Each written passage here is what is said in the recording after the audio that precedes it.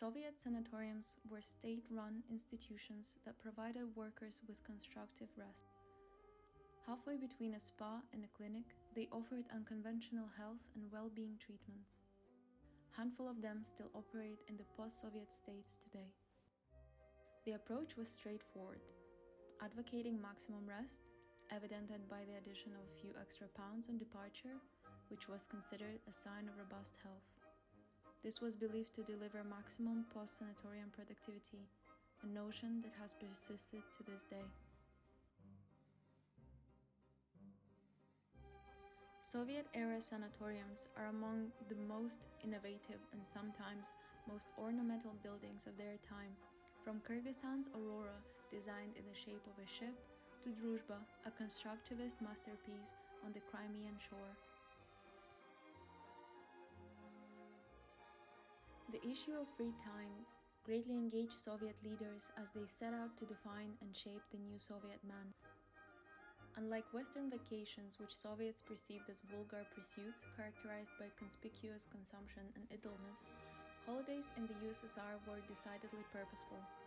Their function was to provide rest and recuperation so citizens could return to work with renewed diligence and productivity. The 1922 Labor Code prescribed 2 weeks holiday a year for many workers, and under Joseph Stalin, the right to rest was enshrined in 1936 Constitution for all citizens of the USSR. In keeping with Soviet ideology, communal spaces were emphasized and individual living areas were limited to encourage group activities, which fed into the Soviet tenet of collective living. Meals were taken in communal dining halls and leisure time was scheduled. Entertainment came in form of lectures on atomic energy and theatrical performances intended to enlighten rather than simply amuse, but that has changed over time.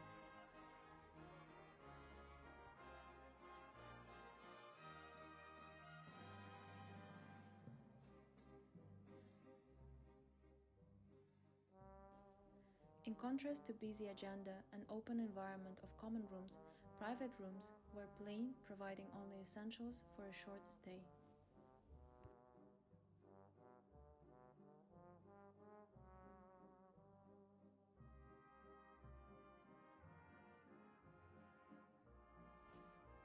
In the early days of the Soviet Union, every aspect of sanatorium life, from sleep to sunbathing, was controlled and monitored by staff in accordance with a strict schedule.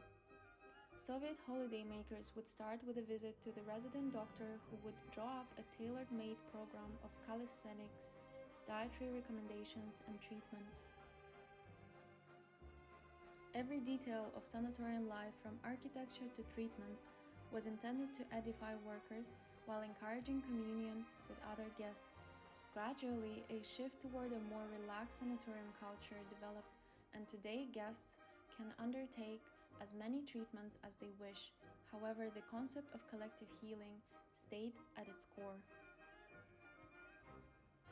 They manifested through medicinal objects, synchronized physiotherapeutic routines, and unintentional meetings in waiting rooms and salt caves.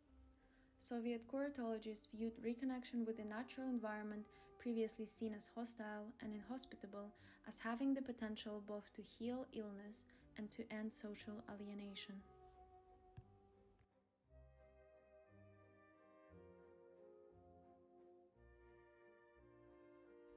Not only did curatology underpin medical culture in sanatoriums, but it also influenced their architecture, making it circular, centralized, inward-looking. Built on completely different values, health, efficiency, and organized collective experience, through the prism of holidays, we see the collective nature of Soviet existence and the uniformity of it. But this same uniformity allowed for ideology to manifest, architecture to be inviting and collective. As one eager young sanatorium administrator put it, without fear of contradiction, "Your health is not your own, it belongs to the people."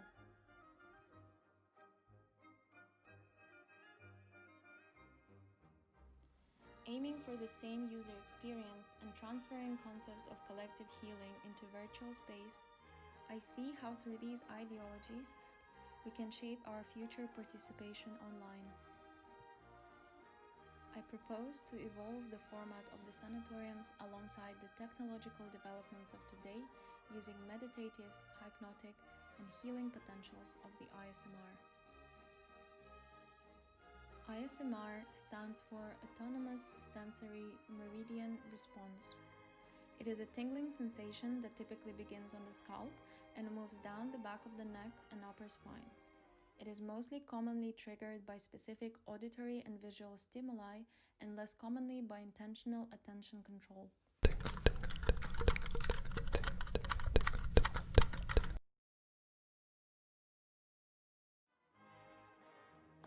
While we experience this YouTube subgenre individually on personal screens, ASMR media is accessed simultaneously and synchronously by millions of people around the world, connected by the same primal instincts, urge for tingling sensation, relaxation, and detox.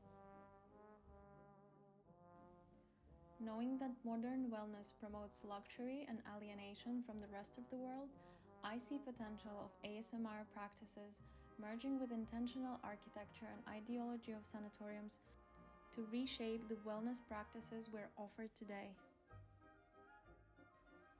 This exploration leaves a number of open questions. Is there a risk of virtual sanatoriums becoming a destination for virtual escapism instead of collective healing? How can we find the balance between virtual and auditory perception triggers to avoid worsening of physical well-being? And how can you make purposefully controlled schedule enjoyable and inviting?